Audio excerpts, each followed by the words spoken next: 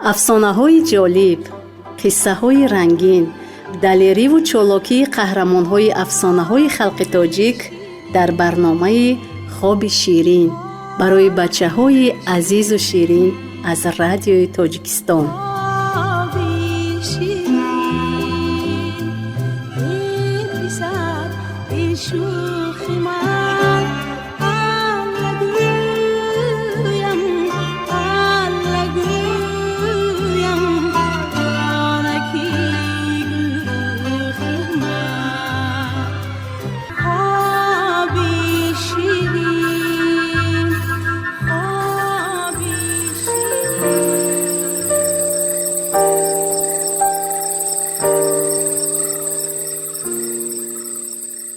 سلام مادر، گفت جوان به او. علیکم السلام، گفت پیرزن.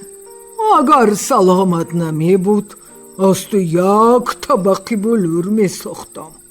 خیر، برای چی به اینجا آمدی؟ کجا می روی؟ جوان سببی آمدنش را گفت. کاری خطرناک را به گردن گرفته ای. گفت کمپیر. این خیل آینه در دست دیوها آن را به تو نمی دهند. زده می گیرم، گفت جوان. زورت نمی رسد، نابود می شوی. به جان جوانت جبر نکن و گشته رو، مصلحت داد پیرزن. نه، آینه جهان ما به من در کار است، تأکید کرد جوان. پیرزن دید که عزم جوان قطعی است، گفت. من این عصا را گیر، نانمایان می شوی. قفای این کوهی بلور منزل دیو هاست. رو نامعلوم کرده به قصر شاه دیوان در و همین که دیوها خوابیدند آینه را گرفته گریز. جوان تشکر گفته عصا را گرفت و همان لحظه نانمایان شد. نانمایان به طرف کوه بلور روان شد و کوه را گذشته رفته به قصر دیوان در آمد و در یک کنج نگاه کرده نشست.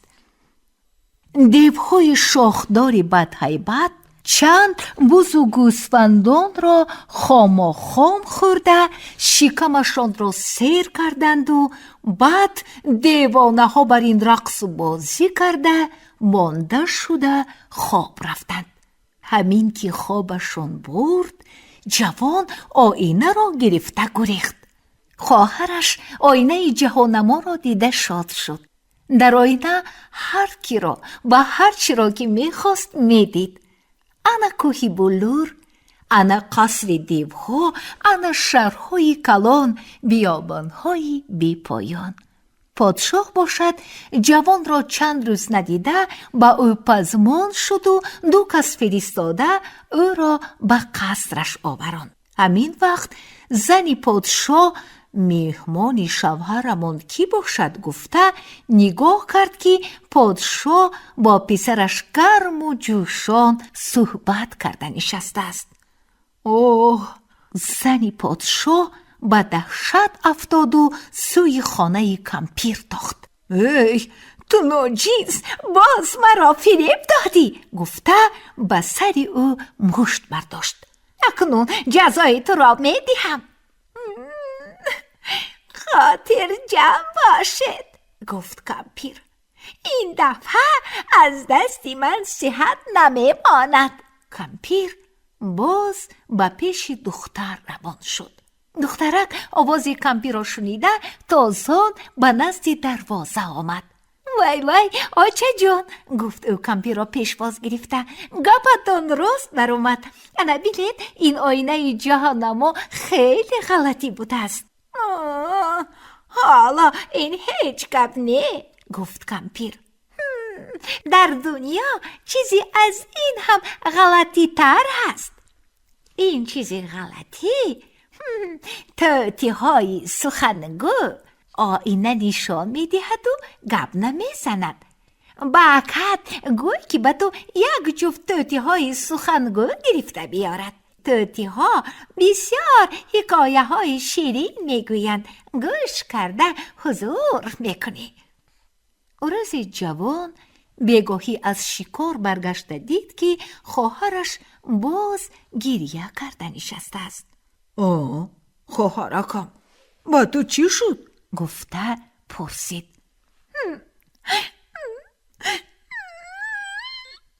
تمام روز کسی نیست که گپ زنم. زیق شدم.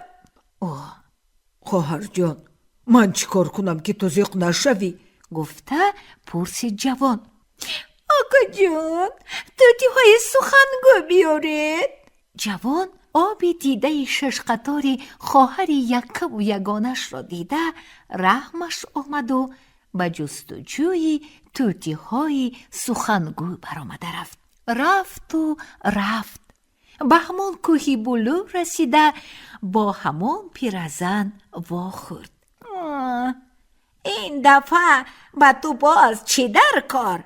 پرسید کمپیر. توتی های سخنگو، جواب داد جوان. این درد بی‌دوا، گفت کمپیر.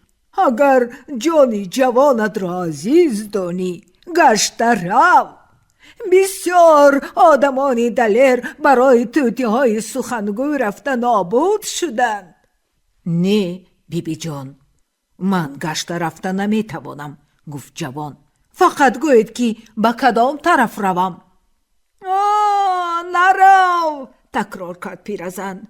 نابود میشوی، نابود.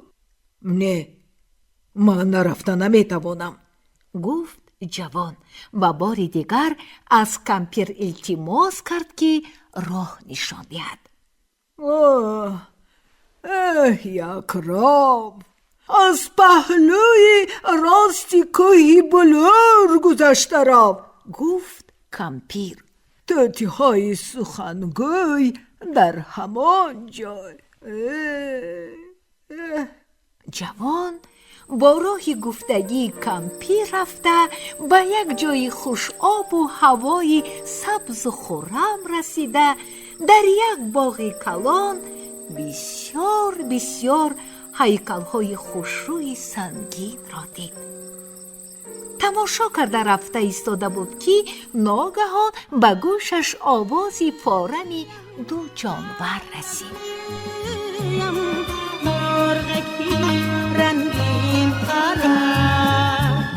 افسانه‌های جالب، قصه‌های رنگین، دلیری و چالاکی قهرمان‌های افسانه‌های خلق تاجیک در برنامه خواب شیرین برای بچه‌های عزیز و شیرین از رادیوی تاجیکستان. خواب شیرین برام